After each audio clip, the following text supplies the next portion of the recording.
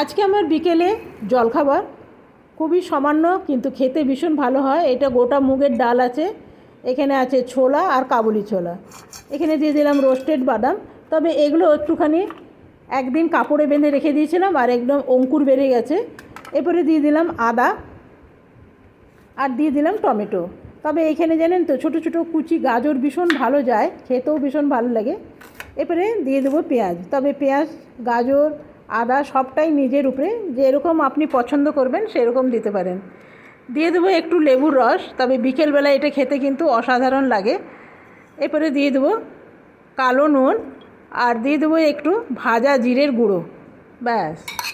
এরপরে একটু মিলিয়ে নেবো, আমার একদম রেডি হয়ে গেল। তবে এখানে আমি কোনো রকম কাঁচা লঙ্কা দিলাম না, কেন কি সবুজ মুগের ডালটা আছে না, সেই জন্য কাঁচা লঙ্কাটা বোঝা যাবে না।